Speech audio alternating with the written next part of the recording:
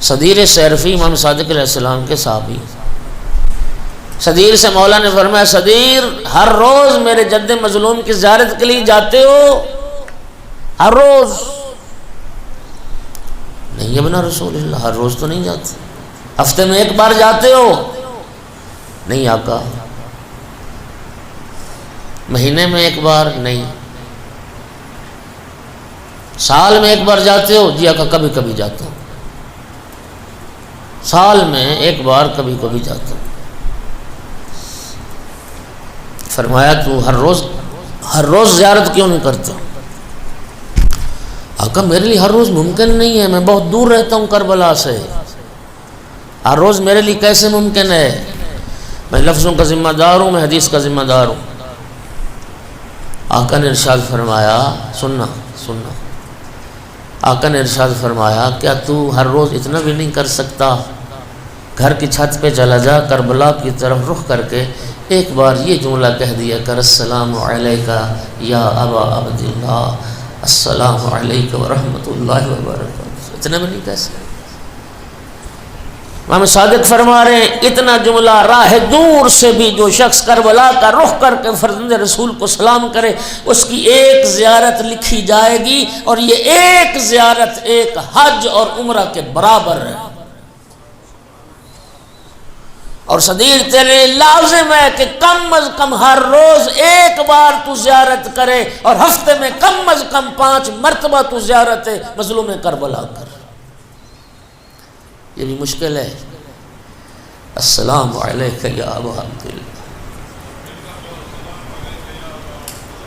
سارے بلند آواز، قبلہ فرما رہے ہیں سارے کو، السلام علیکہ یا ابا عبداللہ، السلام علیکم ورحمۃ اللہ وبرکاتہ۔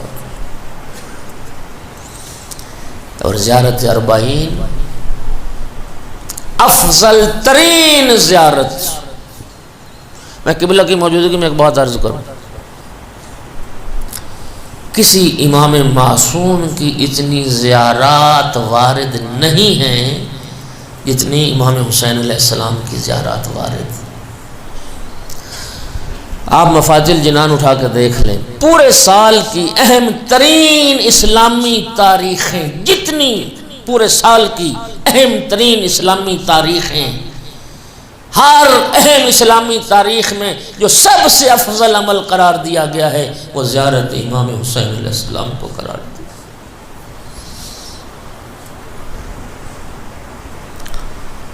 زیارت عاشور، زیارت اربعین، 13 رجب کو زیارت، 3 شعبان کو آقا کی زیارت، عید بعثت پیغمبر پہ مولا کی زیارت، نیمہ شعبان میں زیارت، روز عید الفطر میں زیارت، روز عید قربان میں زیارت، یوم عرفہ جس دن سارے حجاج حج کا احرام پہن کے میدان عرفات میں موجود ہوتے ہیں۔ ذمہ داری سے حدیث پڑھنے لگا ہوں، روز عرفہ پہلی نظر کرم اللہ رب العزت زائرین حسین پہ ڈالتا ہے، اور دوسری نگاہ عرفات میں موجود حاجیوں پر ڈالتا ہے۔ زیارت کو ترک نہ کرنا، زیارت کو ترک نہ کرنا۔ آج اربعین تھا، دامن وقت میں مزید گنجائش نہیں بچی، اور سنتے رہتے ہو پہلا زائر قبر حسین علیہ السلام کا جابر بن عبداللہ انصاری، پہلا زائر قبر امام حسین علیہ السلام۔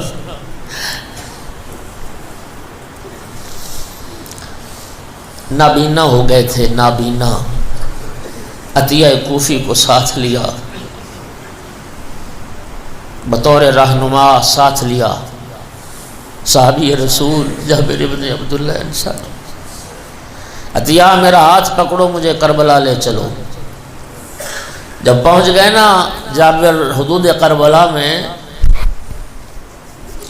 فرمایا عطیہ پہلے میرا ہاتھ پکڑ کے مجھے نہر فرات پہ لے چل، میں غسل زیارت حسین کر۔ عطیہ نے ہاتھ پکڑا، جابر کو نہر فرات پر لائے، جناب جابر نے غسل زیارت امام حسین علیہ السلام کیا۔ پھر پاکیزہ لباس زیب تن کیا، اور پھر فرمایا عود کی خوشبو لگائی، فرمایا تھی اب میرا ہاتھ پکڑ کے مجھے فرزند زہرا کی قبر پہ لے چل۔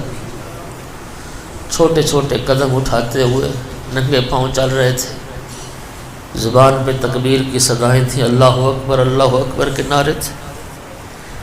اور جب امام حسین علیہ السلام کی قبر مبارک پہ پہنچے، عطیہ نے ہاتھ رکھا، جابر یہ ہے فرزند رسول کی قبر۔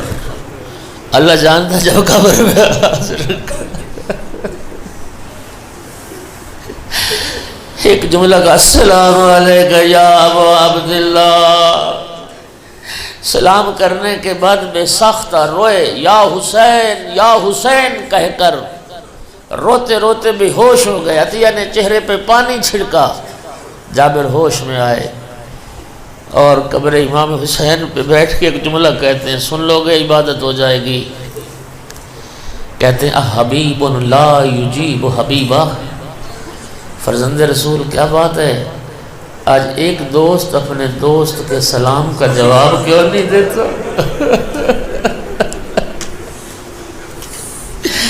آج ایک دوست اپنے دوست کے سلام کا جواب کیوں نہیں دیتا؟ پھر خود ہی یہ سوال جواب قائم کیا صرف رونے کے لیے، پھر خود ہی جواب دیتے ہیں، وہ کیسے جواب دے جس کی گردن کی رگوں کو کاٹ دیا گیا ہو، وہ کیسے جواب دے جس کے سر اور تل میں جدائی پیدا کر دی ہو، وہ کیسے جواب دے جس کے سر کو نیزے پہ سوار کیا گیا۔ اجرکم علی اللہ، اجرکم علی اللہ۔ اور یہی 20 صفر کا دن تھا۔ کل عرض کیا تھا جس دن رسول زادیوں کا قافلہ زندان شام سے رہائی پا کے جب شام سے چلا نا، بشیر مہاری تھا، کل عرض کیا ایسے دو راہ پہ پہنچا، ایک راستہ مدینہ جاتا تھا، ایک کربلا جاتا تھا۔ مہاری نے پوچھا فرزند رسول کس راہ کو اختیار کریں؟ فرمایا یہ فیصلہ میں نہیں کروں گا، یہ فیصلہ میری پھوپھی کرے گی۔ اپنا محمل پھوپھی کے محمل کے قریب کیا، عرض کی پھوپھی اماں کس راہ کو اختیار کریں، مدینہ یا کربلا؟ فرمایا سجاد بیٹا تو جانتا ہے جب سے تیرا بابا ذبح ہوا میں تو جی بھر کے رو بھی نہیں سکی تیرے بابا کو۔ اور فرمایا سجاد بیٹا تو جانتا ہے میں بھائیوں کے بے گور و کفن لاشیں چھوڑ کے چلی تھی کربلا سے، پہلے جاؤں گی کربلا، دیکھنا چاہتا ہوں میرے بھائی آرام کیسے کر رہے ہیں۔ راہ کربلا کو اختیار کیا۔ 20 صفر کو امام سجاد علیہ السلام کا کاروان بھی کربلا میں پہنچا۔ جب حدود کربلا میں پہنچا نا، پھوپھی کی خدمت میں عرض کی پھوپھی اماں تیرے بھائی کی نگری آ گئی ہے۔ پھوپھی اماں کربلا پہنچ گئے، بس سننا تھا۔ علی کی بیٹی نے پھر اونٹ بیٹھنے کا انتظار نہیں کیا، پھر کھڑے اونٹ سے اتری علی کی بیٹی اور سیدھی آئی بھائی کے قبر پہ، السلام علیکہ یا ابا عبداللہ۔ سنو گے جملہ، بھائی کی قبر پہ آگے کہتی بھیا دیکھ زینب زندہ واپس آ گئی ہے۔ اجرکم علی اللہ، بیویوں نے حلقہ باندھا، واہ حسینہ واہ حسینہ، ماتم ہوا۔ اور پھر بھائی کی قبر پہ بیٹھ کے جملہ کہتی ہے، بھیا مجھے یاد ہے آپ نے جب عاشور کے دن مقتل روانہ ہونے لگے تھے نا، مجھے 2 وصیتیں کی تھیں۔ بھیا آپ نے ایک وصیت تو کی تھی کہ میری بہن مجھے نماز تہجد میں بھلا نہ دینا۔ بھیا میں نے آپ کو کبھی نماز شب میں نہیں بھلایا، ننگے اونٹ کی پشت پہ بھی میں نے نماز شب کو قضا نہیں کیا، بھیا میں نے نہیں بھلایا۔ اور بھیا آپ نے دوسری وصیت کی تھی کہ میرے یتیموں کا خیال رکھنا، بھیا مجھے معاف کر دینا، میں نے آپ کے یتیموں کا خیال تو بہت رکھا، لیکن بھیا آپ کے سینے پہ سونے والی زندان شام میں سو گئی، میں آپ کی بیٹی کو نہ لا سکی۔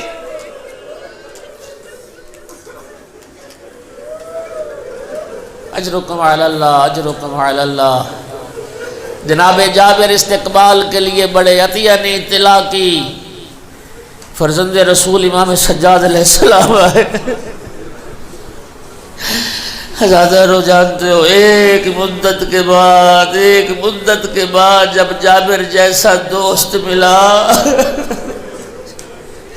جناب جابر نے سید سجاد کے گلے میں باہیں ڈال دی، مولا سجاد نے جابر کے گلے میں باہیں ڈال دی اور بلند آواز سے روئے، اور پھر جابر کو تعارف کرا، یا جابر ہاں ہونا قتلت رجالنا، جابر یہی زمین تھی جہاں ہمارے مرد مارے گئے، ذبحت اطفالنا، جابر اسی زمین پہ ہمارے بچے ذبح ہو گئے، صبیت نساؤنا، جابر اسی زمین پہ نبی زادیوں کو قیدی بنایا گیا، ہاں ہونا حرکت خیامنا، اسی زمین پہ ہمارے خیمے جلائے گئے۔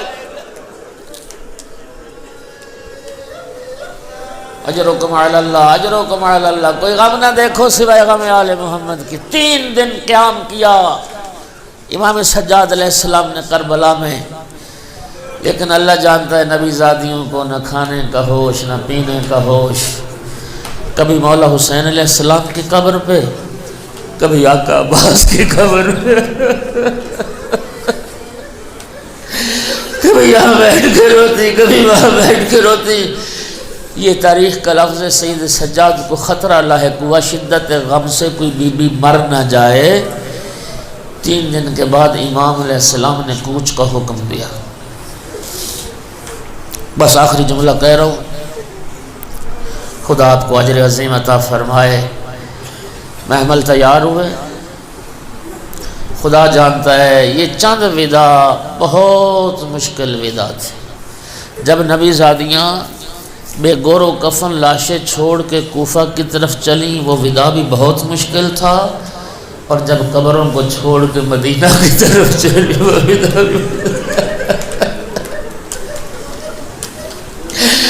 بار بار بابا کی قبر سے بچیاں لپٹ جاتی تھی، بہنیں لپٹ جاتی تھی، بڑی مشکل سے سید الساجدین نے پھوپھیوں کو بہنوں کو سوار کیا۔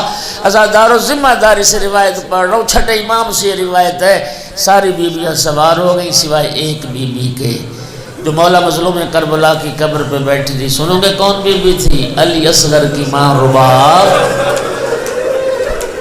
جناب علی اصغر کی ماں رباب۔ مولا سجاد آئے، اماں اٹھے نا، قافلہ تیار ہے، آپ بھی سوار ہو جائیں، چلے مدینہ۔ جناب رباب نے رو کے فرمایا، سجاد بیٹا میرا مدینے میں کیا رہ گیا، بیٹا میرا مدینے میں کیا رہ گیا، بیٹی تھی زندان شام میں سو گئی، بیٹا تھا خاک کربلا میں دفن ہو گیا، بیٹا تم جاؤ مجھے چھوڑ جاؤ۔ چھٹے امام سے روایت ہے، پورا 1 سال جناب رباب نے مظلوم کربلا کی قبر کی مجاوری کی، قبر پہ بیٹھی روتی رہتی تھی۔ کرتی کیا تھی؟ کوئی زائر امام حسین آتا تھا، آقا کی قبر کا نشان بتاتی تھی، اور پھر جب کوئی زائر آتا تھا فرات سے پانی لا کے اس زائر کو پلاتی تھی اور فرماتی تھی، تم پیو میرے پینے والے تو پیاسے مارے گئے، تم پیو میرے پینے والے تو پیاس۔